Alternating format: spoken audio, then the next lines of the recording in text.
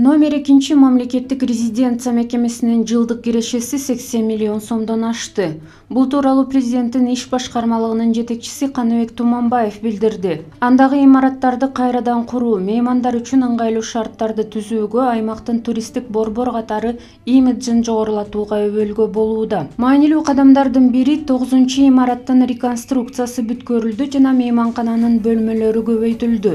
Жогорку даражадагы меймандар үчүн тик учак конуучу аянтча курулду. 20га 40 метр ачык жана 22ге 42 метр жабык спорт аянтчалары ачылды. Клиника кеңейтилип, жаңы медициналык жабдуулар орнотулду. Административдик корпус, холл, 3 конференц-зал, кошумча курулган VIP-зал, 2 кабат тамак аш кампасы толугу менен оңдоп түзөөдөн өттү. Ошондой эле шаркыратмалар, көпүрөлөр, скульптуралар жана башка көптөгөн архитектуралык формалар орнотулган.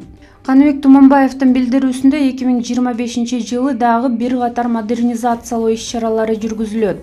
Быйылкы жылы мекеменин киреше планы 104% аткарылып, жылдык көрсөткүчү 80 миллион сомдон ашкан.